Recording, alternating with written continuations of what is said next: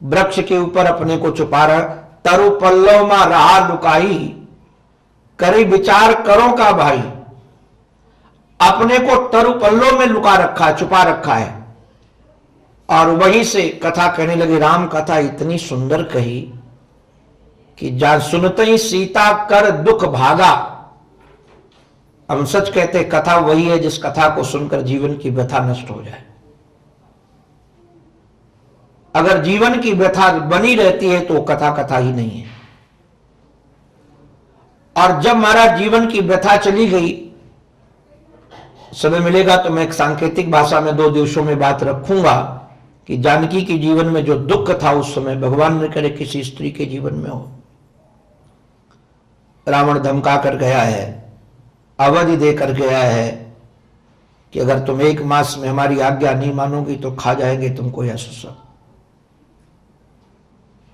और राक्षसियां भयभीत करती हैं विकराल स्वरूप दिखा करके। जानकी का जीवन इतने सुकुमारता से पला था, मैं तो कई बार पढ़ता हूं तो रो पड़ता हूं कि ऐसे जीवन में भी समय आ सकता है किसी के।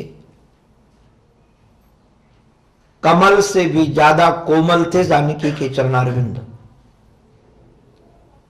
जब वो बहू बनकर के आई थी तो हमारी कौशल्या मैया ने उनसे दीपक नहीं जलवाया था। उनको लगता था कहीं दीप जलाने में इनके कर कमल कोमल ये झुलस न जाए। और वो ऐसी महाराज असुर प्रवृत्तियों के साथ फंसी हैं। और अवध ये महाराज ऐसी दे दी गई है, स्वाभाविक है, प्रीतम से दूर। तो कैसी व्यथा रही होगी। कि दोबारे वासी हनुमंतलाल जी महाराज आपकी कथा को वंदन है।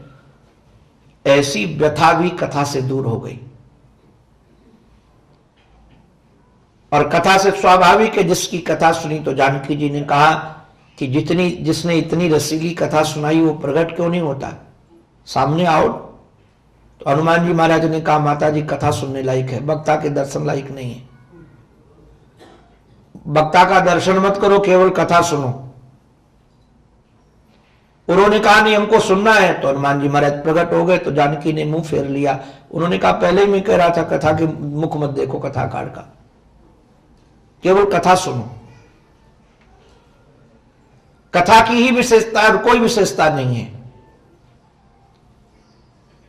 तो जामवंत जी महाराज ने जो ध्यान से दिया उनको सूत्र, और उन्होंने स्वीकार किया उस सूत्र को कि हमारा यश नहीं हमारे इष्ट का यश बढ़े, लोग हमारे भक्त न बने इष्ट के भक्त बने।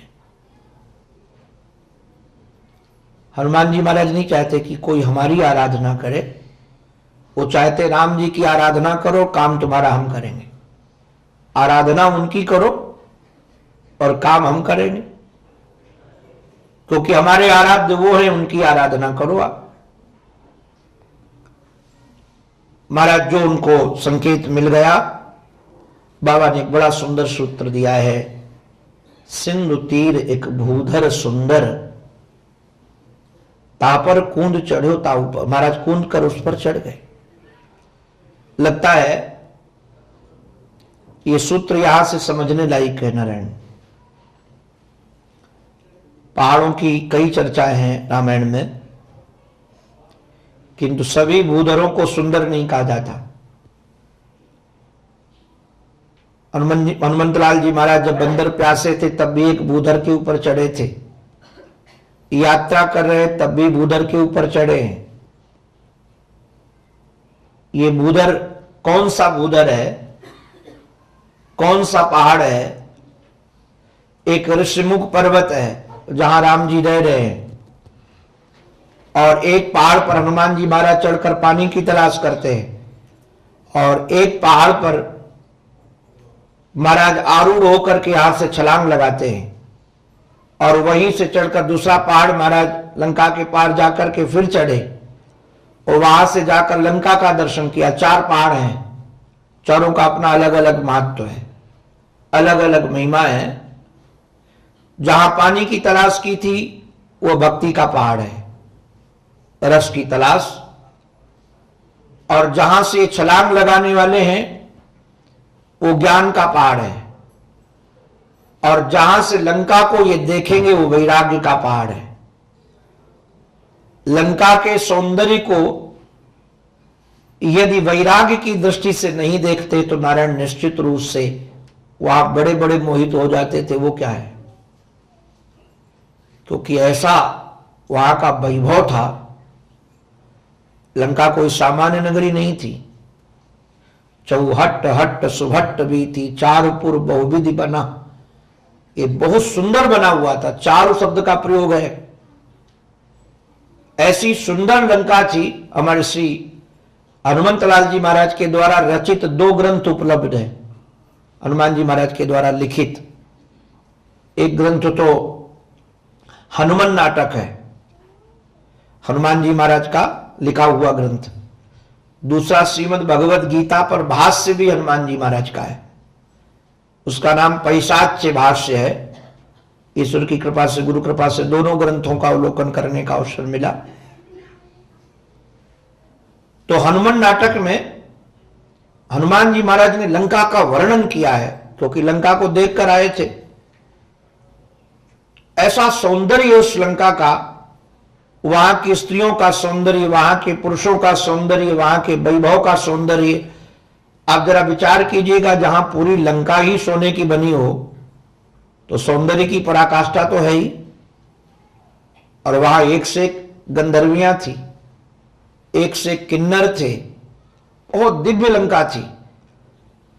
किंतु हनुमान जी महाराज ने उस लंका को देखा, किंतु लंका को देखने के बाद लंका में रहने का मन नहीं हुआ। लंका को काशी की सामग्री ले जाने का मन नहीं हुआ। ये वैराग्य की दृष्टि है।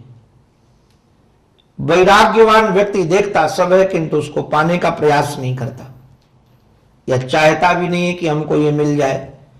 क्योंकि वैराग्य की दृष्टि से देखा जाए तो सब सौंदर्य टिकाऊ नहीं है। दुनिया का कोई भी सौंदर्य ऐसा है जो टिकाऊ नहीं है, और जो सौंदर्य टिकाऊ नहीं है उसको पाने के लिए क्या प्रयास करना है। ये जब वैराग्य की दृष्टि नहीं होती तभी व्यक्ति सोचता है ये मिल जाए, ये मिल जाए, ये मिल जाए। तो लगता है इस कांड का नाम सुंदर कांड जो रखा गया इस सुंदर भूधर के कारण भी है। सिंधु तीर एक भूधर सुंदर। और कई महात्मा कहते नहीं नहीं, मुद्रिका सुंदर थी, राम नाम अंकित अति सुंदर, इसलिए इसका नाम सुंदर कांड भी है। और एक सूत्र जो मैं भी आपको देने वाला हूं व्यवहारिक दृष्टि से, हम आशा करेंगे कि आप सब सजग होंगे और इसको सुन रहे होंगे, और इसको सुनिएगा ही नहीं, इसको जीवन में उतारने का भी प्रयास कीजिएगा। आपको डॉक्टर चाहे कितना बढ़िया मिल जाए और कीमती से कीमती आपको औषधि दे जाए, किंतु उस औषधि का आप पान ही न करो तो वह औषधि आपको स्वस्थ कर देगी। न तो उसमें डॉक्टर की कमी है, न औषधि की कमी है, कमी इस बात की कि हम उसको खाए ही नहीं। ऐसे बात ये जितने महाराज सज्जन महापुरुष हैं जो कथा आदि करते हैं, वो औषधियां तो बता कर जाते हैं सत्संग के माध्यम से, और हम भी सुन लेते हैं, औषधियों का नाम भी याद कर लेते हैं। कई लोग तो महाराज दूसरों को भी बता देते हैं। हमारे साथ में सज्जन रहते थे, वो डॉक्टरों से मिले तो डॉक्टर से पूछते थे इस रोग की दवा क्या है, इस रोग की दवा क्या है, इस रोग की दवा क्या है, वो सब लिखा देते थे उनको। मैं पूछता था क्या करते, बोले किसी को होगा तो बताऊंगा। तो हमने कहा तुमने ठेका ले रखा है क्या? अरे भाई, जो इस विद्या का महारथ है, डॉक्टरी एक विद्या है, उसमें जीवन लगाना पड़ता है। व्यक्ति तभी ऐसे सब डॉक्टर तो बन नहीं जाएंगे। अगर सब डॉक्टर बनते होते तो फिर पढ़ाई लिखाई की कोई जरूरत होती नहीं। तो ये झोला छाप भी डॉक्टर खूब होते हैं जी, वो झोला छाप थे, किंतु उनको ये नहीं था कि कुछ मिले हमसे, हमको कोई दे। हमको कहते थे जब मैं दवा बताता हूं ना तो हमको खुशी होती कि मैं डॉक्टर हूं। तो हमने कहा डॉक्टर हो नहीं तो डॉक्टर बनते क्यों? अरे बोले लोग कहते हैं कि डॉक्टर साहब बताओ तो सही। तो ये ऐसा प्रयास करना भी नहीं चाहिए, मैं इसको अच्छा नहीं मानता हूं। क्योंकि डॉक्टर जो होता है वह अनुपान सब सही ढंग से देखता है। एक ही रोग के कई कारण होते हैं हो जाने के, और आपको एक कारण पता है, दूसरा कारण पता ही नहीं है। ऐसे जैसे जो शास्त्र पढ़े हुए होते हैं, हम लोगों ने तुम्हारा 20-22 साल लगाए हैं रामायण पढ़ने में, गीता पढ़ने में, भागवत पढ़ने में, अभी भी पढ़ते ही रहता हूं। अभी भी मौका मिलता है तो ऐसा नहीं कि बिना पढ़े सब बोलता हूं, शास्त्र पढ़ता हूं, जहां मौका मिलता है तो उसका चिंतन करता हूं। वृंदावन में भी चिंतन करता हूं, बाहर भी रहता हूं, चिंतन करता हूं। कारण क्या, इसमें जीवन लगाया है। अब हमने कोई बात यहां रखी, किसी नोट कर ली, दूसरी जगह सुना दी उसको, तो जरूरी नहीं कि पूरी फिट बैठे हो। तो ये जो विद्याएं हैं इसको बहुत समझदारी से समझने लायक है। तो कथा जो होती है किस उद्देश्य से, किस कारण से, कैसे कही जाती है, तो इसलिए मैं कह रहा था सजग रहिएगा। और ये दवा आप स्वयं लेने के लिए, दूसरों को बताने के लिए नहीं, अपने जीवन में उतारने के लिए सजग होकर सुनिएगा। रामचरितमानस का ये 5वां सोपान, इसके पूर्व का सोपान है किष्किंधा कांड, और इसके सुंदरकांड के बाद का कांड जो 6वां कांड है, उसका काम है लंका कांड, नाम उसका रखा गया। देखिए, किष्किंधा कांड में केवल विचार होता है, कार्य नहीं होता है, और लंका कांड में नारायण कार्य होता है किंतु विचार नहीं होता है। एक कांड में केवल विचार ही विचार होता है, कार्य नहीं होता है, और एक कांड में कार्य होता है किंतु विचार नहीं होता है। जिस जीवन में केवल विचार विचार ही चलते रहे उसका नाम किष्किंधा कांड है, और जिस कांड में विचार भी हो और कार्य भी हो उसका नाम सुंदर कांड है, और जिस कांड में बिना विचारे कार्य हो उसका काम लंका कांड है। अब तीनों की बात हम आपके सामने रखते हैं। हनुमान जी महाराज का जो चित्रण है बड़ा विलक्षण है, और ये गुरु तत्व है। तो मैंने एक दिन सूत्र दिया था कि गुरु का काम ये होता है, अगर जीव चलने की स्थिति में है, जैसे आपके घर में कोई रोगी है जो चलने की स्थिति में है, तो आप उसको डॉक्टर के यहां ले जाओगे, और कोई ऐसा व्यक्ति है कि चलने की स्थिति में नहीं है तो डॉक्टर को ही घर ले आओगे।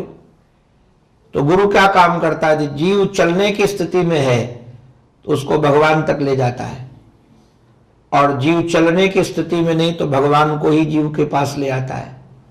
ये गुरु का सामर्थ्य है। सुग्रीव जी महाराज की सेवा में श्री हनुमंत लाल जी महाराज रहते थे, और क्यों रहते थे, किस कारण से रहते थे, हमने पूरा अध्यात्म रामायण, वाल्मीकि रामायण, तुलसीदास जी महाराज की रामायण, जितनी प्रमाणिक रामायण है लगभग सबका अध्ययन किया। मुझे बड़ा चंभोर लगता था कि सुग्रीव के जीवन में तो कोई ऐसी एक भी विशेषता नहीं है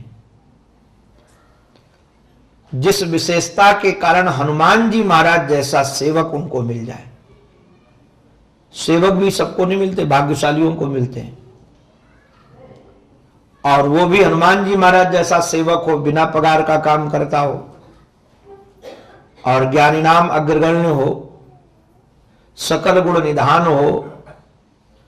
तो सुग्रीव के जीवन में क्या ऐसी विशेषता थी जिसके कारण उनको हनुमान जी महाराज मिले थे? उनकी विशेषता नहीं थी। ये पुराण की घटना है। सूर्य देवता से श्री हनुमंत लाल जी महाराज ने अध्ययन किया था, और जिससे जो लिया जाता है उसको कुछ देना चाहिए। शास्त्र का नियम है गुरु शुश्रूषया विद्या,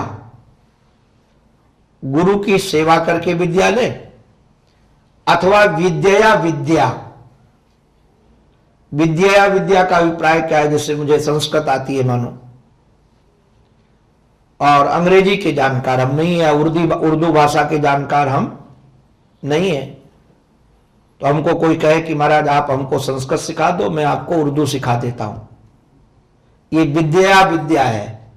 तुमने हमको विद्या दी, हमने तुमको विद्या दे दी।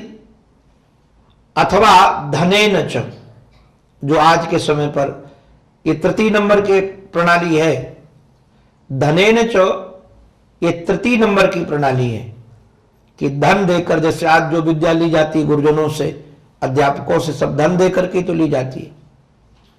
पहले गुरु शुश्रूषया विद्या थी, गुरु की सेवा करके, जैसे राम जी गुरु गृह गए पढ़न रघुराई, अल्पकाल रघुवर मारा अल्पकाल विद्या सब पाई, जाकी सहज श्वास सुतिचारी, सो प्रभु पढ़े या अचरज भारी।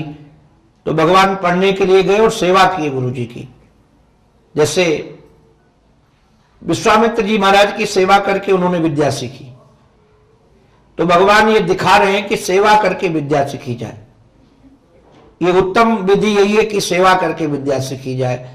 किंतु आजकल सेवा करने का समय नहीं, सेवा करने का महाराज मन भी नहीं है, दोनों बातें, मन भी नहीं है और समय भी नहीं है। तो वो विद्या, इसलिए धन के द्वारा विद्या ले ली जाती है।